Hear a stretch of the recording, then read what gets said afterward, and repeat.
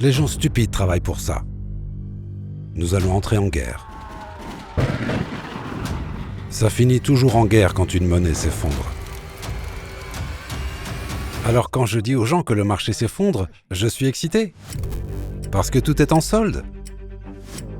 Si vous ne devenez pas riche, c'est de votre faute. De nombreuses familles peinent de plus en plus à mettre de la nourriture sur la table. La plupart des gens vivent dans l'anxiété permanente de perdre leur travail. Et ils s'endettent de plus en plus pour réussir à boucler les fins de mois. Et malheureusement, cette situation risque bien de s'empirer dans les mois et les années à venir. Beaucoup d'experts attendent une récession, et certains anticipent même un effondrement économique. Pourtant, c'est dans les moments économiques les plus sombres que naissent souvent les plus grandes fortunes. Dans cet épisode avec Robert Kiyosaki, vous allez découvrir comment devenir riche pendant la crise. Nous vivons le plus grand changement de l'histoire, maintenant. Nous sommes fin août 2023. Il vient d'y avoir la réunion des BRICS, en Afrique du Sud. BRICS veut dire Brésil, Russie, Inde, Chine et Afrique du Sud. Et donc, c'est la division entre l'Ouest et l'Est. Et l'Ouest compte environ 1,2 milliard de personnes utilisant le dollar. La Russie et la Chine comptent environ 3,8 milliards. Donc le combat maintenant est entre l'Est et l'Ouest. Les Chinois menacent de garantir le yuan avec l'or. Et s'ils font ça, le dollar américain s'effondre. Ça n'a aucune valeur. Si cela se produit, l'Amérique s'effondre. Ça, aujourd'hui, ça vaut environ 35 $. Ça vaut beaucoup d'argent ici, en Inde. Celle-ci en vaut environ 2000. En tant que capitaliste, je possède des mines d'or et je possède des mines d'argent. Donc quand le dollar s'effondre, je m'enrichis. Ça va se produire, maintenant. Ça arrive maintenant. L'Amérique entre actuellement dans une dépression. La Russie et la Chine contre l'Amérique.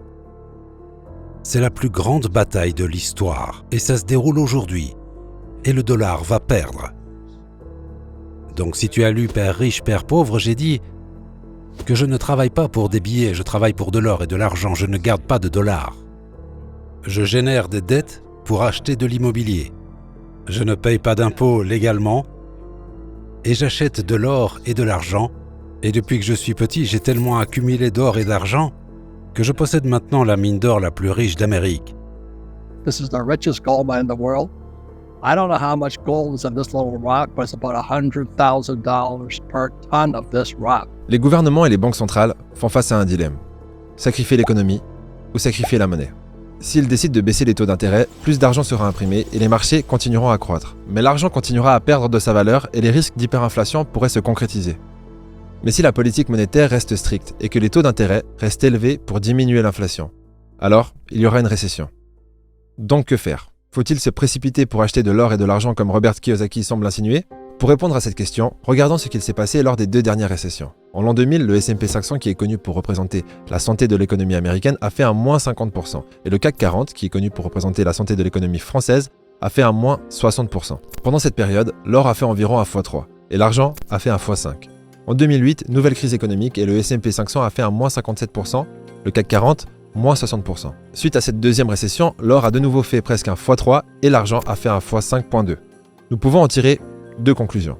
La première, c'est que pendant une crise économique, les métaux précieux comme l'or et l'argent ont tendance à prendre en valeur. Et la deuxième, c'est que l'argent semble apporter un meilleur rendement que l'or pendant ces périodes. Ce qui nous mène à la question suivante. Est-ce mieux d'acheter un ETF qui traque la valeur de l'argent ou est-ce mieux d'acheter de l'argent physique ? En réalité, cela dépend de vous. Si vous êtes un peu survivaliste sur les bords, posséder physiquement des métaux précieux vous conviendra certainement mieux. Mais si vous avez fondamentalement confiance dans le système, acheter un ETF est beaucoup plus pratique, simple et rapide. Mais personnellement, je préfère acheter de l'or et de l'argent physique. Maintenant, la question suivante est, quelle pièce acheter ? En ce qui me concerne, j'achète uniquement les pièces les plus populaires et les plus pures comme la Canadian Leaf ou l'American Eagle. Mais je vois plus ces achats comme une assurance qu'un investissement, même si fondamentalement ça reste un investissement. Notez tout de même que j'investis personnellement très peu dans l'or et l'argent, mais que j'investis énormément dans les crypto-monnaies car le potentiel de rendement est beaucoup plus grand, même si le risque l'est également. Mais l'actif le plus important que vous avez est ici. Ce qui se trouve entre cette oreille et cette oreille. Les statistiques montrent que, disons que vous avez un homme Il devient entrepreneur. Il fait beaucoup d'argent. Et ensuite, c'est à ses enfants qu'il transmet son argent. Donc la deuxième génération, il profite de cet argent. L'argent a donc disparu dès la troisième génération. Disparu. C'est parce qu'ils ne transmettent pas la connaissance. Ils transmettent l'argent. Je rencontre tant de gens aujourd'hui, je peux dire s'ils sont de deuxième ou de troisième génération. S'ils sont très apprêtés et qu'ils portent du Gucci, ont des belles voitures et tout, Deuxième génération. deuxième génération. Mais ils n'ont rien là-dedans. C'est trop facile.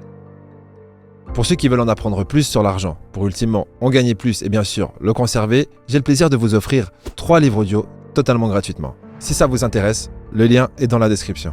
On m'a donné ceci, un cadeau très précieux. Une jeune femme d'ici m'a donné ce cadeau. Je l'adore. C'est un pendentif. Père riche, père pauvre avec Bitcoin dessus. La raison pour laquelle c'est important est très simple. Ceci est fake. Pour tous ceux qui travaillent pour des dollars, des yens, des pesos, des roupies, ça, c'est faux. Les gens stupides travaillent pour ça. J'aime Bitcoin parce que Bitcoin est lié à la blockchain. Il conserve son intégrité, ses caractéristiques. Le problème avec Bitcoin, et c'est mon avertissement pour tous les gars de la crypto, vous jouez avec le gouvernement.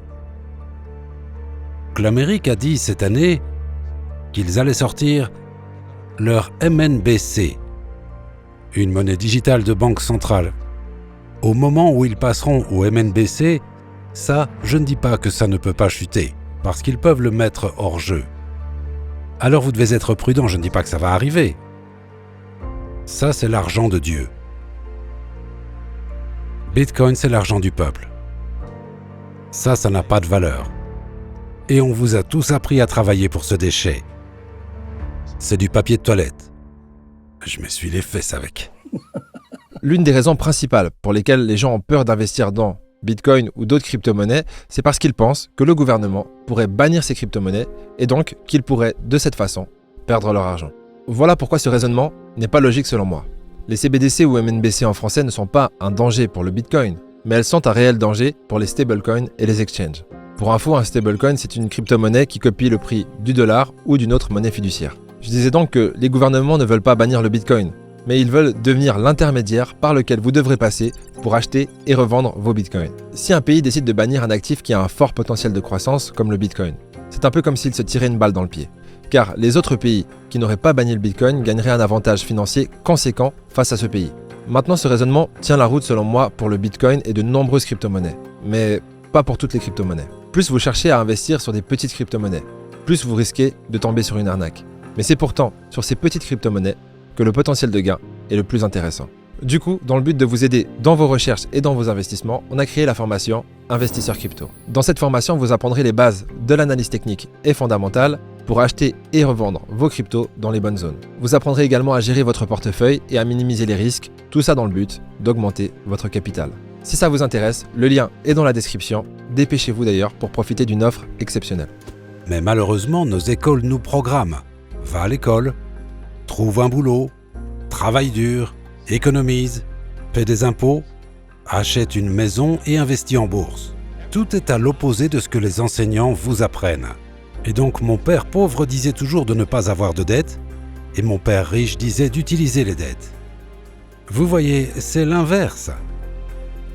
C'est pourquoi je n'écoute pas la plupart des professeurs. Ce sont des gens pauvres avec un diplôme.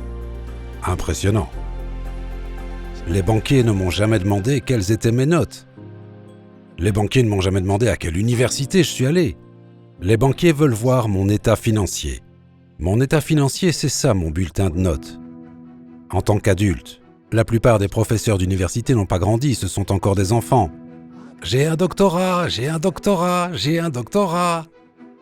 Berk, j'ai un état financier. Alors qu'est-ce qui s'est passé en 2008 quand les marchés se sont effondrés ? J'ai emprunté 300 millions de dollars. Pourquoi ? Parce que tout l'immobilier s'était effondré. Alors on a pris mon état financier et on l'a montré aux banques. Alors combien d'argent voulez-vous ? De l'argent non imposable. On a acheté presque $1 milliard de biens immobiliers. Parce que ça s'était effondré. Alors quand je dis aux gens que le marché s'effondre, je suis excité. Parce que tout est en solde. Vous savez, c'est comme si Ferrari disait qu'ils mettent leur voiture à moitié prix. Oh non, non, non, je ne veux pas payer moitié prix pour une Ferrari. C'est à ce point que les gens sont stupides. Vous savez, ils veulent traîner avec un footballeur qui gagne des millions et veulent payer le prix plein pour une Ferrari. Stupide, stupide, stupide. Homme pauvre avec une belle voiture. Si vous ne devenez pas riche, c'est de votre faute. Posez-vous cette question, qu'est-ce que je veux ? Qu'est-ce que vous voulez, les gars ? C'est ça la question. Il y a des opportunités partout. Un enfant pourrait se tenir dans les bidonvilles de Mumbai avec un téléphone portable et devenir milliardaire. Si c'est le désir qu'il a en tête. Ces smartphones vous donnent du pouvoir partout dans le monde. Je n'ai jamais vu d'outil plus puissant.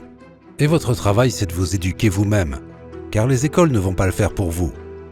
L'information est là, et il suffit de la chercher. Mais il faut le vouloir.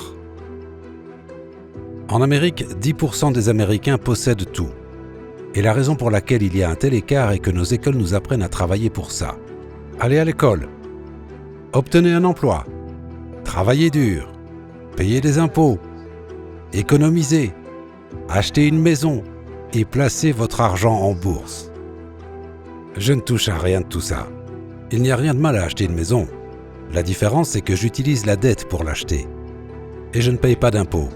Ce n'est pas la maison, ce n'est pas l'action, ce n'est pas l'obligation, ce n'est pas l'ETF. Le problème, c'est votre mentalité. La plupart des gens, vous allez à l'école et vous apprenez à ne pas faire d'erreurs. Si ça, c'est pas stupide, comment un bébé apprend-il à marcher s'il tombe et qu'on le punit ? C'est vraiment des écoles stupides pour les gens stupides. C'est ok d'apprendre à lire, écrire et faire des maths, vous devez apprendre ça. Si vous voulez être avocat ou si vous voulez être médecin, continuez vos études. En dehors de ça... En début 2017, j'ai découvert le Bitcoin et j'ai tout de suite senti que c'était quelque chose de particulier. J'ai commencé à étudier le sujet et après quelques semaines, j'étais convaincu que j'allais devenir riche, entre autres, grâce aux crypto-monnaies. Le seul problème, c'est qu'à cette époque, j'étais loin d'être riche. En fait, j'avais pas un sou. Mais j'avais encore un job, et Ludo aussi. Donc avec nos fiches de salaire, on était en position d'emprunter de l'argent. Ce qu'on a fait, à un taux de 8% si je me souviens bien. Alors oui, je sais, le taux était élevé. Et oui, théoriquement, ce n'est pas bien de s'endetter. Mais en réalité, ce n'est pas bien de s'endetter pour consommer. Par contre, s'endetter pour un projet ou un investissement potentiellement rentable, c'est ce que la majorité des riches en fait pour devenir riche. Bien sûr, je ne suis pas en train de vous dire de faire une telle chose. D'ailleurs, ne le faites pas. Attendez, d'ailleurs, je vais le répéter encore une fois. Ne vous endettez surtout pas pour investir dans les crypto-monnaies. Ça serait complètement stupide de faire une chose pareille. Mais nous, eh bien, c'est ce qu'on a fait. Et en moins de 2 cycles, alors qu'à cette époque, on n'y connaissait vraiment pas grand-chose, on a malgré tout fait un x35. Et ça, en plus, en prenant en considération qu'on a fait vraiment beaucoup d'erreurs de débutants à cette époque qui nous ont fait perdre beaucoup d'argent. Mais peu importe. Je ne donnerai pas les vrais chiffres ici, mais imaginez quelqu'un qui emprunte 30 000 € à 10% d'intérêt sur 4 ans. On est d'accord, 10% de taux d'intérêt, c'est vraiment dégueulasse. Mais vous allez voir, en réalité, ça dépend vraiment du contexte. Maintenant, multipliez ces 30 000 € par 35. Ça fait 1 50 000 €. Bien sûr, il faut encore soustraire la dette et ses intérêts dégueulasses, et cette personne se retrouvera avec environ 1 10 000 € qu'elle aura généré avec cette dette. Ce qui est plutôt pas mal, on ne va pas se mentir. En gros, la dette, c'est un outil qui peut accélérer votre croissance financière, mais qui peut aussi vous faire sombrer si vous ne mesurez pas correctement le risque. À cette époque, Ludo et moi avions fait différentes hypothèses, et même le pire scénario ne nous aurait pas fait finir sur le trottoir.